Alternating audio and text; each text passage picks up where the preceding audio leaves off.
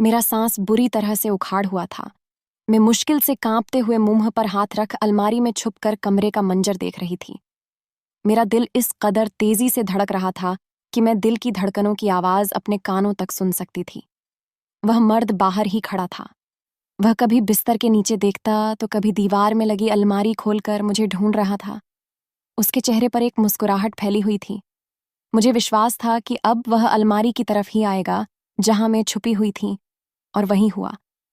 उसने जैसे ही अलमारी की तरफ कदम बढ़ाए, मेरी आत्मा कांप उठी थी। उस काले बदसूरत आदमी के हाथ में काला कुत्ता था जो जीभ निकाले देख रहा था। और तभी एक झटके से अलमारी खुली। वह मुझे कहर भरी नजरों से देख रहा था, और फिर उस काले भद्दे इंसान ने मेरे साथ। मेरा नाम पायल है। मेरी उम्र 22 साल है। मैं बहुत ही गरीब घर से संबंध रखती हूँ। मैं देखने में ऐसी थी कि कोई एक बार देख लेता तो मुड़ मुड़ कर मेरी तरफ देखता था। मैं सिर्फ खूबसूरती में ही मालामाल थी। बाकी हमारे घर के हालात बहुत ही खराब थे। मैं मर्दाना कपड़े सिलती थी, और मेरे सिलाई किए हुए मर्दाना कपड़ों की तो पूरे इलाके में धूम मची हुई थी। जो एक बार मुझे अपना सूट सिलाई करवाता था, वह फिर ब्रांडेड और महंगे कपड़े को भी भूल जाता था। मेरे हाथों में खच कमाल ही ऐसा था। मुझे अपनी खूबी और हुनर पर खूब घमंड था। मेरे सिलाई किए हुए मर्दाना कपड़े बिल्कुल किसी ब्रांडेड बुटीक से लाए हुए लगते थे। इसीलिए कहीं डिजाइनर बुटीक वाले मुझे अपने बुटीक में रखने की इच्छा रखते थे, लेकिन मैं सबको मना कर दिया था। मैं अपनी मेहनत के पैसे अपनी मर्जी से वसूल करती थी। समय के साथ साथ मेरे हाथों में और भी सफाई आई गई, और मुझ में थोड़ा बहुत घमंड भी आता चला गया। मुझे जहां फायदा लगता है मैं वही काम करती थी, और अब तो मर्दों से मुंह मांगी कीमत लेकर उनके कपड़े सिलाई किया करती थी। अभी मेरे पास लगभग 5 सूट पड़े थे जो कि सिलाई करके मुझे इस हफ्ते में दे देने थे। इसके अलावा मैं एक बुटीक के लिए भी हर महीने कुछ सूट सिलाई कर दिया करती थी। मैंने एक नज़र अपने टूटे दीवारों में दरारों में नज़र डाली, जो कि जगह जगह से प्लास्टर उखड़ रहा था। पूरा घर पुराना हो चुका था। मैंने ठंडी सांस भरी और फिर सोचने लगी कि इस महीने जितने भी पैसे बनेंगे उनसे अपने कमरे की मरम्मत जरूर करवाऊंगी। इन्हीं सोचो मैं मगन में एक मर्दाना सूट सिलाई करने में बिजी थी कि दरवाजे पर दस्तक हुई।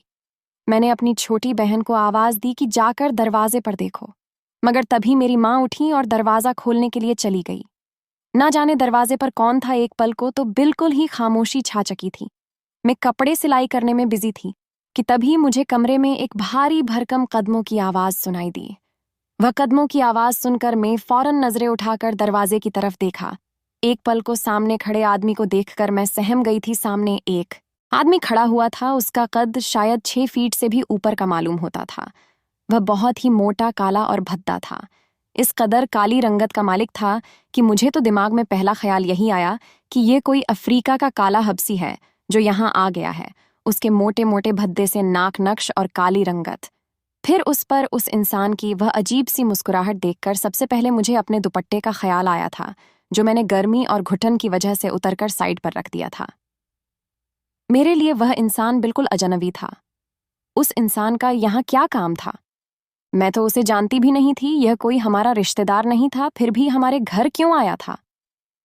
दूसरा सवाल मेरे दिमाग में यह आया कि मेरी माँ ने उसे अंदर आने ही क्यों दिया, यहाँ तक कि वह सीधा मेरे कमरे में बिना दस्तक के दाखिल भी हो गया। मेरी माँ भी कुछ पलों के बाद ही मेरे कमरे में आ गई।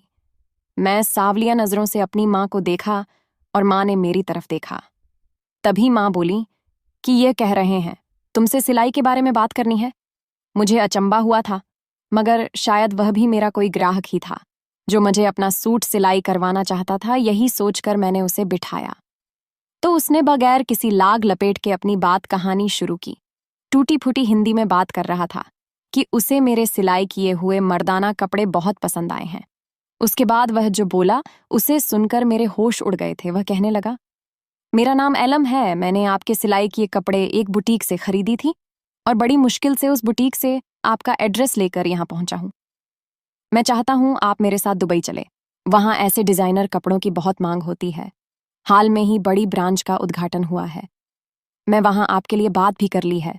अगर आप चाहे तो दुबई में कपड़े सिलाई करके रातों रात लाखों रुपए कमाकर आप अमीर बन सकती हैं। उसकी बात सुनकर मैं दंग रह गई थी। कैसा अजीब इंसान था। उस इंसान से मेरी ना जान ना पहचान थी। और वह यूं ही एक सांस में बात कहे जा रहा था। मैं टकटकी बांधे उसे देखते रह गई। उसने कहा कि मैं एक सूट जो यहाँ सिलाई करती हूँ, अगर दुबई में एक सूट ऐसा ही सिल दिया तो मुझे उसके 10 गुना ज्यादा पैसे मिलेंगे। मैं तो आंखें झपकना ही भूल चुकी थी। माँ ने एक नज़र मेरी तरफ देखा, उनकी आंखों में भी चमक सी आ गई थी। मैं मानती हूँ उसकी बातें हम जैसे गरीब और ज़रूरतमंद लोगों के लिए दिलचस्प का कारण बन सकती है, मगर मैं एक गैर आदमी पर आंखें बंद करके भरोसा नहीं कर सकती थी। मैंने उसे जान छुड़ाना चाहिए कि मुझे ज़्यादा रुपया का लालच नहीं है, मैं हिंदुस्तान में रहकर ही अपना गुजर बसर कर लूंगी। मगर तभी उस काले भद्दे इंसान ने एक नज़र मेरे टूटे फूटे से घर पर डाली, जिसका पेंट जगह जगह से उतर चुका था, दीवारों में कई सुराख हो चुके थे, छत से भी सीलन साफ दिखाई दे रही थी। एक दो तूफान तेज आ जाते तो हमारा घर शायद जमीन पर ढेर हो जाना था। उसने एक नज़र चारों तरफ डाला और फिर बोला, आप ऐसे गुजर बसर करेंगे क्या? आप नहीं चाहती कि आपका यह पुराना मकान की जगह एक नया आलीशान महल जैसा घर खड़ा हो? आपको जो मौका मिला है वह हर किसी को नहीं मिलता, और आप जैसे और आपसे अच्छी हुनर की लड़कियां मुझे आसानी से मिल सकती हैं। आप सोच समझकर मुझे जवाब दे सकती हैं। यह कहकर उसने अपनी जेब से सिगरेट निकाली और लाइटर से जलाकर सिगरेट के कश लगने लगा। वह बड़े सुकून से मेरे पुराने से कमरे में बैठ मेरे जवाब के इंतजार में था।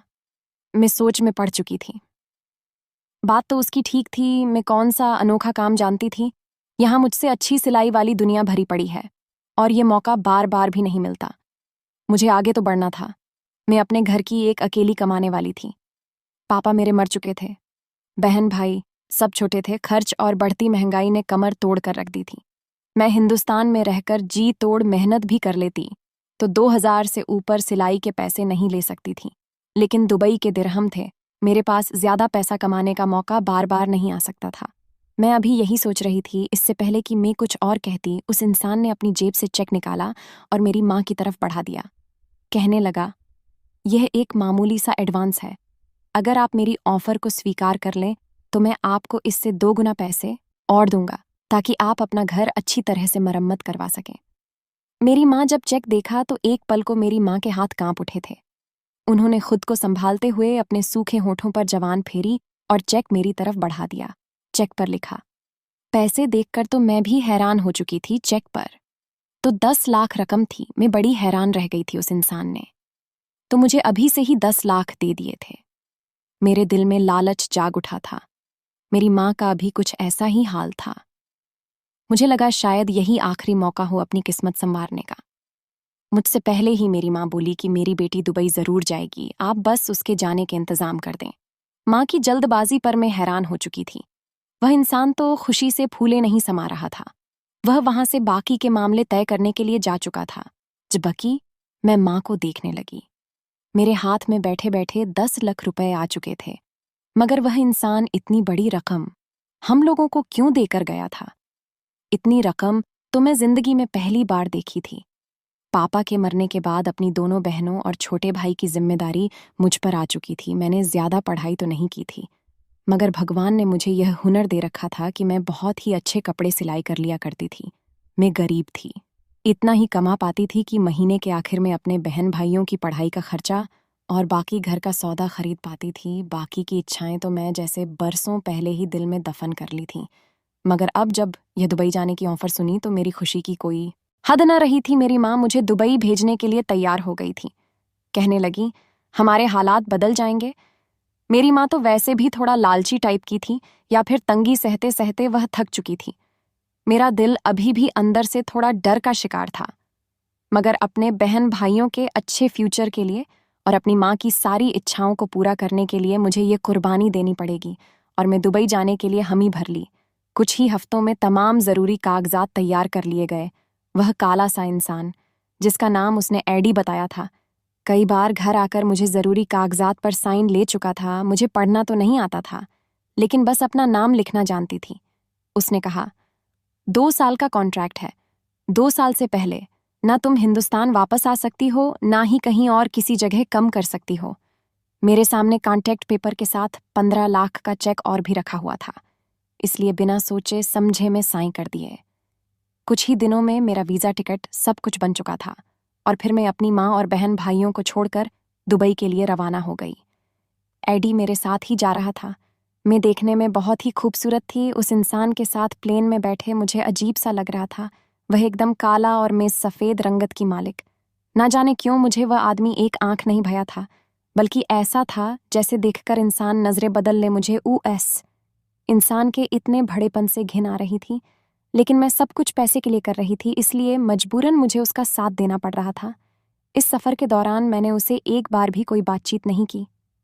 दुबई पहुंचकर मेरे दिल में अजीब सी बेचैनी और डर उठने लगे थे।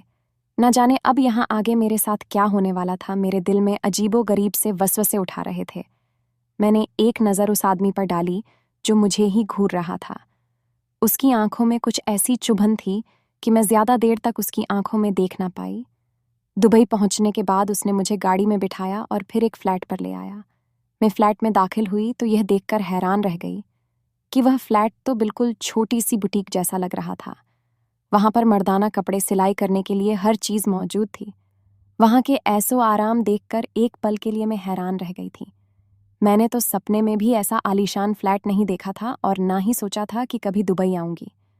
एडी ने मुझसे कहा कि यह मेरा ही फ्लैट है, तुम इस फ्लैट में रहोगी और मैं अपने दूसरे फ्लैट में रहूंगा। यहाँ रहकर तुम अपने कपड़े सिलाई करना। मुझे वहां छोड़ने के बाद वह वहां से जा चुका था। अगले ही दिन से कई सारे कपड़ों के आर्डर को लेकर मेरे पास आया और उसने मुझे कुछ लोगों से भी मिलवाया।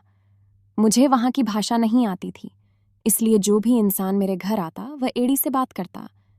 पहले ही सूट को जब मैं सिलाई किया तो वह ग्राहक को बहुत पसंद आया और उसने मुझे इतनी रकम दी जिसे देख कर मेरी आंखें फटी की फटी रह गईं। इतनी रकम तो शायद मैं 10 जगह सिलाई करके भी हिंदुस्तान में कमा नहीं सकती थी, जो मुझे यहाँ एक जोड़े की सिलाई के बदले में मिल रहे थे। यहाँ आकर जो दिल में थोड़ी बहुत बेचैनी और डर था, वह सब अब दूर हो चुके थे। मैं अब खुश रहने लगी थी और मुझ में जैसे घमंड और भी बढ़ने लगा था। मुझे लगता था कि जिस तरह मैं पैसे कमा रही हूँ, बहुत ही जल्द मैं अमीर हो जाऊंगी और अपने बहन भाइयों को भी यहीं दुबई बुलाकर सेट हो जाऊंगी। एडी रोजाना यहाँ आया करता था, लेकिन थोड़ी ही देर बाद वापस चला जाता था। मैं इस फ्लैट में अकेली ही रहती थी, मगर फिर उसका रोज रोज का आना बढ़ने लगा था। जैसे जैसे काम बनने लगा था, वह हफ्ते धीरे धीरे यहीं रात गुजरने लगा। इस फ्लैट में 4 कमरे थे, 2 सिलाई के लिए और एक कमरे मेरा था, और एक कमरा हमेशा लॉक ही रहता था। एडी जब भी आता उसी कमरे में जाता, फिर वहां वह सोने भी लगा। अब तक उसने मुझ पर कभी बुरी नजर नहीं डाली थी और मुझसे बहुत ही सम्मान के साथ बात करता था, इसलिए मुझे कभी उसे लेकर बुरी नीयत का शक नहीं हुआ था। पहले 1 महीना तो मैं फ्लैट में रहकर खूब कमाई की, कुछ पैसे और तोहफे घर अपनी माँ और बहन भाई के लिए भी भेजे, मगर धीरे धीरे काम होता चला गया और एडी का घर पर आना जाना बढ़ने लगा। एक दिन वो फ्लैट में आया तो लड़खड़ा कर चल रहा था। इस हालत में देखकर मैं डर गई थी। ना जाने उसे क्या हुआ था। मैं उससे भाई समझते हुए उसके करीब गई ताकि उसे संभाल सकूं। वह जिस कदर लड़खड़ा रहा था, उम्मीद थी कि वह फर्श पर गिर जाता, मगर जैसे ही मैं उसके करीब गई तो उसके शरीर से आई बदबू से मुझे उबकाई आने लगी। उसके पास से बहुत ही गंदी बदबू आ रही थी। ऐसा लगता था जैसे वही कोई नशीली चीज पीकर आया हो। मेरा पूरा शरीर कांपने लगा था। ये क्या हो गया था? वह आदमी मेरे लिए गैर था और नशे की हालत में वह यहाँ क्या करने आया था? मैं डर के मारे उसे दूर होने लगी और भागकर अपने कमरे में चली गई। मेरा दिल जोर से धड़क रहा था। वह इंसान की नीयत किया थी, वो क्या चाहता था? कहीं वह मेरी इज्जत? इतना सोचकर मेरी सोच वहीं पर दम तोड़ गई। मेरी आंखों से आंसू गिरने लगे थे। वह एडी बाहर ही सोफे पर बैठ चुका था और अब बार बार मुझे आवाज दे रहा था। कम से कम इस समय तो मैं उसके पास नहीं जा सकती थी। कितने ही देर में कमरे में बंद रही। जब बाहर से उसकी कोई आवाज ना आई तो मुझे लगा शायद वह जा चुका है। यही सोचकर मैं एक सुकून की सांस ली और कमरे से बाहर निकल आई। सामने कोई भी नहीं था, लेकिन मेरा शरीर अभी कांप पर रहा था। डर के मारे मेरा गला भी सूख चुका था। मैं जैसे ही पानी पीने के इरादे से किचन की तरफ जाने लगी तो मेरे गले से अचानक एक चीख निकल गई थी। एक काला भयानक कुत्ता किचन के फर्श पर खड़ा था। मुझे कुत्तों से बहुत डर लगता था। ऐसे काले भयानक कुत्ते को देखकर तो वैसे भी अच्छे भले इंसानों के होश उड़ जाए में तो। फिर भी एक लड़की थी। मेरा पूरा शरीर बर्फ की तरह जम चुका था। मैंने पीछे की तरफ मुश्किल से कदम उठाना शुरू किया, मगर तभी मेरा शरीर किसी सख्त चीज से टकरा गया। मैं पलट कर देखा तो वही काला भद्दा इंसान मेरे पीछे खड़ा मुस्कुरा रहा था। मुझे यूं डरे देखकर उसके चेहरे पर मुस्कुराहट फैली और कहने लगा, कब से आवाज दे रहा हूं आपको, आखिर आप बोल क्यों नहीं रही थी? तुम्हारे लिए कपड़ों का ऑर्डर लाया हूं। बड़े धड़ाले से उसने मेरा हाथ पकड़ा था। मैं उस कुत्ते के डर से कांप रही थी। वह मुश्किल सामने कुत्ते की तरफ इशारा किया। डर के मारे मेरे मुंह से आवाज भी नहीं निकल रही थी। वह इंसान इतने बड़े खतरनाक कुत्ते को देखने के बावजूद नॉर्मल खड़ा था।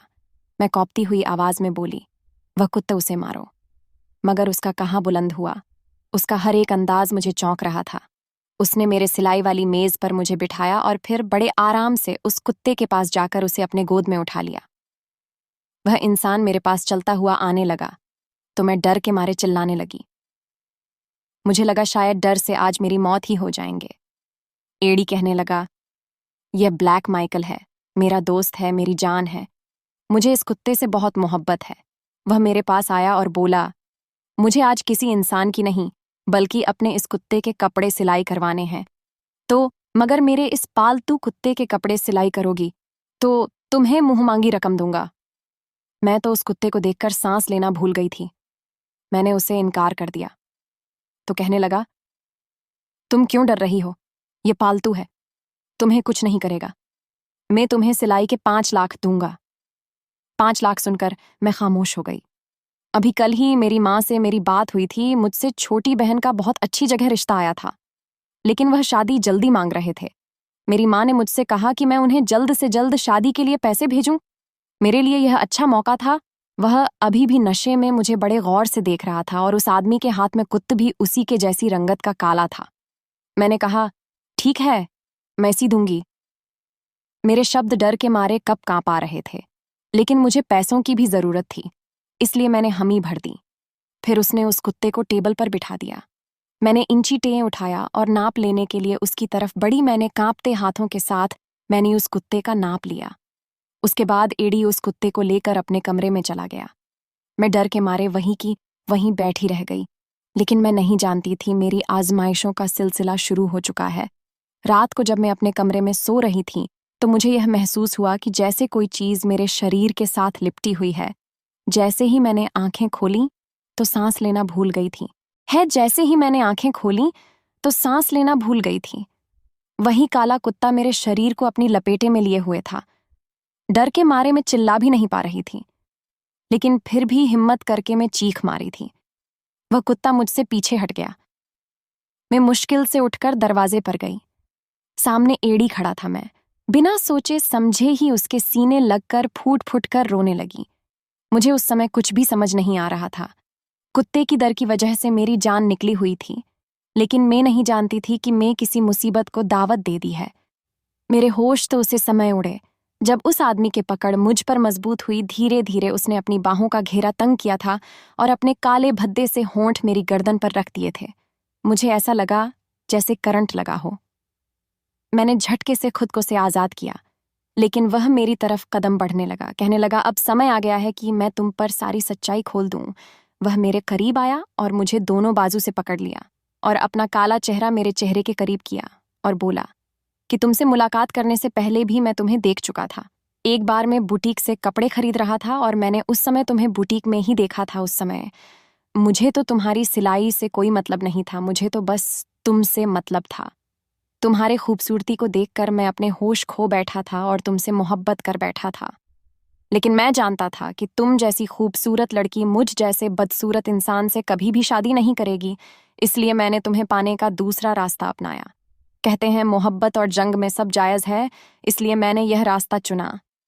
जब तुम बुटीक से चली गई तो मैं तुम्हारा पीछा किया, तुम्हारा घर देखा और फिर उसी बुटीक के ऑनर से तुम्हारे बारे में मालूमात ली कि तुम गरीब और मजबूर लड़की थी, इसलिए मैंने तुम्हारी मजबूरी की कीमत लगाई थी। वह फिर कहने लगा कि मैं जानता था कि तुम्हें पढ़ना लिखना नहीं आता, इसलिए तुमसे मैरिज पेपर के डॉक्यूमेंट पर साइन लिए थे कानूनी तौर पर। मैं तुम्हारा पति हूं और तुम मेरी पत्नी हो। इस बात ने तो मेरे ऊपर पहाड़ तोड़ दिए थे। मेरे सर पर एक धमाका हुआ था। मैं फटी फटी आंखों से उसे देख रही थी। वह बड़ी प्यासी से मेरी तरफ बढ़ रहा था। मेरा तो यह हाल था कि अब करूं तो क्या करूं।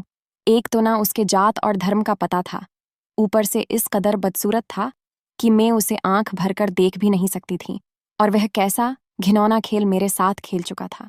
मैं पागलों की तरह चीखने लगी, मैं रोते हुए सर न मैं हिलने लगी। मैंने उसके सामने हाथ जोड़ते हुए कहा कि मुझे छोड़ दो, मैं तुम्हारे साथ नहीं रहना चाहती। वह मेरी बात सुनकर कहने लगा, मुझे सारी जिंदगी तुम्हारे साथ ही गुजारनी है और तुम चाहकर भी मुझे छुटकारा हासिल नहीं कर सकती, क्योंकि मैं तुम्हें पसंद करता हूं, वरना कौन बेवकूफ होगा जो 25 लाख सिर्फ सिलाई के लिए एडवांस में देगा। मैं तुम्हारी पूरी कीमत अदा कर चुका हूं, इसलिए अब तुम्हारे और नखरे नहीं देखूंगा। वह बहुत ही गुस्से से कह रहा था। फिर मुझे एक दुल्हन का खूबसूरत जोड़ा देकर चला गया। कहने लगा, रात तक तैयार रहना, मुझे आज की रात कोई भी ड्रामा नहीं चाहिए। वह जा चुका था और मैं यूं थी जैसे मेरे शरीर में जान ना हो। कैसा घटिया खेल खेला गया था मेरे साथ। मेरी मजबूरी को किस तरह से उस इंसान ने इस्तेमाल किया था, ये तो सच है। कोई भी सिर्फ कपड़े सिलाई के लिए इतनी बड़ी रकम नहीं देता। मैं कैसे सोच लिया कि सिर्फ कपड़े सिलाई करवाने वह आदमी मुझे दुबई ले जा रहा है। पहले तो मैं अपनी बेवकूफ़ी पर फुट-फुट कर रोई, लेकिन फिर यह सोचा मुझे यहाँ से भाग जाना चाहिए। यही फैसला करते हुए मैं जल्दी से खड़ी हुई और कमरे से बाहर आ गई। मैं जैसे ही दरवाज़ा खोलना चाहा तो वह बाहर से लॉक था। मैंने दरवाज़ा बजाना शुरू कर दिया कि कोई दरवाज़ा खोलो, मेरी मदद करें। मुझे इस आदमी से नफरत है, मैं इसके साथ नहीं रहना चाहती। मैं चीख चीख कर थक चुकी थी, कोई मेरी मदद को नहीं आया। मैं खिड़की की तरफ बढ़ी ताकि खिड़की के जरिए भाग सकूं, लेकिन वह फ्लैट 10वीं मंजिल पर था और वहां से भागने का रास्ता न था। मैं हर तरफ से मायूस होकर अपने कमरे में आ गई। सामने बेड पर एक वाइट नेट का बेहद खूबसूरत सा गाउन रखा था, लेकिन उस बदसूरत इंसान का अपने साथ ख्याल करना भी मुझे कांपने पर मजबूर कर गया था। वह काला भद्दा इंसान आज मेरे शरीर को छुएगा, यह सोच मेरे लिए किसी कयामत से कम नहीं थी।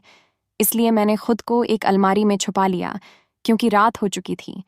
वह किसी भी समय घर आ सकता था। जैसे ही मैं खुद को अलमारी में छुपाया, मुझे बाहर के दरवाजे की खुलने की आवाज़ आई। मुझे लगा जैसे किसी ने मेरा दिल मुट्ठी में जकड़ लिया हो।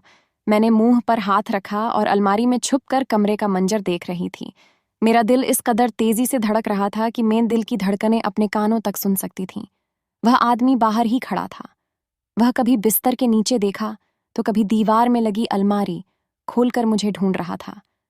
बार बार मेरा नाम लेकर पुकार रहा था। उसके चेहरे पर एक मुस्कुराहट फैली हुई थी। मुझे विश्वास था कि अब वह इसी अलमारी की तरह बढ़ेगा जहां मैं छुपी हुई थी। और वही हुआ। जैसे ही वो अलमारी की तरफ बढ़ा, मेरी सांस गले में ही अटक गई थी और फिर अचानक ही उसने अलमारी का दरवाज़ा खोल दिया और हाथ पकड़कर मुझे बाहर निकाल दिया। मैं उसके सामने गिड़गिड़ाने लगी। मैंने कहा, मैं तुम्हारे साथ नहीं रह सकती, क्योंकि मैं एक हिंदू लड़की हूं और तब तक तुम्हारे साथ कोई रिश्ता नहीं बना सकती जब तक तुम खुद मेरा धर्म स्वीकार न कर लो और मेरे रीति रिवाज के अनुसार मुझसे शादी न कर लो। मेरी बात सुनकर वह कुछ देर तक मुझे गौर से देखने लगा। मैं यह जान चुकी थी कि मेरे पास अब भगाने का कोई रास्ता नहीं बचा, इसीलिए मैंने किस्मत के आगे हथियार डाल दिए थे। मेरी बात सुनकर वह कहने लगा, मुझे तुम्हारी हर बात मंजूर है। तुम तैयार हो जाओ और फिर हम तुम्हारे रीति रिवाज के अनुसार फेरे लेकर शादी करेंगे और मैं तुम्हारे धर्म को भी अपना लूंगा। और फिर वही हुआ। मैं किसी बेजान शरीर की तरह उस इंसान के साथ दुल्हन के जोड़े में तैयार खड़ी थी। वह मुझे एक पंडित के पास ले गया। वहां पंडित जी के सामने उसने अपने बारे में सब कुछ बता दिया। हमारे रीति रिवाज के अनुसार मेरी और उसकी शादी करवाई और फिर उसने मेरा धर्म भी अपना लिया। फिर वह मेरा हाथ पकड़कर गाड़ी में ले आया। गाड़ी उस समय ड्राइवर चला रहा था। वह पीछे मेरे साथ ही बैठ गया। उसे अपने पास बैठे देखा और जब हकीकत को गहराई से सोच तो मैं दहाड़े मार मार कर रोने लगी। मैं एक नाजुक और हसीन लड़की थी और वह इंसान मुझसे बिल्कुल उल्टा था। मुझे बचपन में सुनी ब्यूटी एंड द बीस्ट की कहानी याद आने लगी मेरे लिए। वह इंसान एक बीस्ट ही था। उस इंसान के लिए यह रात अरमानों भरी रात थी, लेकिन मेरे लिए यह रात कयामत से कम नहीं थी। घर आकर उसने अपनी हर ख्वाहिश पूरी की थी, लेकिन मेरा शरीर तो ऐसे था जैसे बर्फ की तरह ठंडा पड़ा था। मैंने अपने आप को उसके हवाले तो कर दिया था, लेकिन मेरे दिल में उसके लिए सिर्फ नफरत भरी थी। मेरी संगत पाकर वह बहुत खुश था। मेरे घर वालों को पैसे भी भेजता था, मेरा भी बहुत ख्याल रखता था, लेकिन मैं उसे अपने दिल में जगह नहीं दे पाई थी। जब जब रात को मेरे करीब आता और मुझे आलिंगन करता, मेरा शरीर बस बेजान रहता था। वह मुझसे शिकवा करता कि पायल, मैं तुमसे कितनी मोहब्बत करता हूँ, जो हुआ उसे भूल जाओ, मेरी मोहब्बत को स्वीकार करो। लेकिन मैं आज तक उसकी मोहब्बत को स्वीकार नहीं किया था। मैं उससे बातचीत नहीं करती थी, ना ही उसकी तरफ देखती थी। मेरी शादी को कुछ महीने गुजरे थे जब मुझे एक और बुरी खबर सुनने को मिली कि मैं उस इंसान के बच्चे की माँ बनने वाली हूँ। उसे दिन में बहुत रोई थी। मुझे इस तरह रोता देखकर वह एकदम चुपचाप सा हो गया था। उस दिन मैंने अपनी नफरत का भरपूर इजहार किया था। मैंने कहा, तुम्हारी संगत की वजह से अब मुझे खुद से भी घिन आने लगी है, क्योंकि तुम्हारा बच्चा भी तुम्हारी तरह बदसूरत होगा। मुझे कहीं से जहर ला कर दे दो। मेरे लिए मौत आसान है, लेकिन तुम्हारी संगत मौत से भी ज्यादा दर्दनाक है। मैं गुस्से में न जाने क्या क्या कह रही थी। वह खामोशी से मेरी बात सुनता रहा, फिर कमरे से बाहर निकल गया। उसके बाद वह इंसान मेरे सामने नहीं आया। दूसरे कमरे में सोया करता था। समय यूं ही गुजरने लगा। जिस दिन मैं हॉस्पिटल गई, दर्द की वजह से मुझे लगा मैं मर जाऊंगी। उस समय वो मेरा हाथ थामे मुझे तसल्ली दे रहा था। डॉक्टर ने जब कहा, या वह मुझे बचा सकता है या फिर बच्चे को, तो उसने कहा मेरी पत्नी को कुछ नहीं होना चाहिए, और उसके बाद मैं बेहोश हो चुकी थी। जब मुझे होश आया तो मेरे कानों में बच्चे की रोने की आवाज सुनाई दी। मैंने आंखें खोली तो मेरा बच्चा भी जिंदा था और बहुत बहुत ही प्यारा था। उसने अपने पापा का रंग लिया था और मेरे नैन नक्श बहुत ही खूबसूरत था। मेरा बच्चा, उसे देखते ही मेरे दिल में ममता जाग उठी थी, लेकिन एड़ी कहीं नहीं था। मैंने सिस्टर से उसके बारे में पूछा तो वह कहने लगी, आपको ब्लड की जरूरत थी। आपके पति ने आपकी खातिर अपनी भी परवाह नहीं कि वह सिर्फ एक खून की बोतल दे सकते थे, लेकिन उन्होंने आपको अपनी बॉडी का आधा खून देकर आपकी जिंदगी बचाई है। हमारे लाख मना करने पर भी वह आपको बचाने के जिद पर अड़ गया था।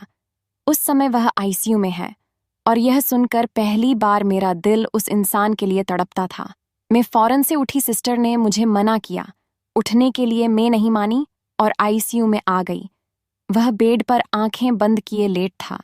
आज ना मुझे उससे घिन आ रही थी, ना ही वह मुझे भद्दा लग रहा था। सामने लगी मशीन उसकी डूबती सांसों की खबर दे रही थी। मैं रोते हुए उसके साथ लग गई। उसने जरा सी आंखें खोली, कहने लगा, मैंने अपनी मोहब्बत के चक्कर में तुम्हारी ख्वाहिश का ख्याल नहीं रखा। मुझे लगा था मेरी मोहब्बत पकार तुम मेरी इस गलती को माफ कर दोगी, लेकिन मुझे नहीं पता था तुम मुझसे इतनी नफरत करती हो। उसकी आंखों से आंसू बह रहे थे। वह कहने लगा, मैं काला जरूर हूं, लेकिन पत्थर दिल नहीं हूं, वरना तुम्हें पाने में मैं इतना समय ना लगाता। जिस दिन पहली बार तुम्हें दुबई लाया था, उसी रात में तुम्हारा फायदा उठा सकता था, लेकिन मैं तुमसे मोहब्बत करता था और तुम्हारी मोहब्बत के इंतजार में था कि मेरी मोहब्बत प्रकार शायद तुम्हारे दिल में भी मेरे लिए मोहब्बत जाग उठेगी। और ना ही तुम्हारा धर्म अपनाता, मैं तुम्हारी मोहब्बत को पाना चाहता था।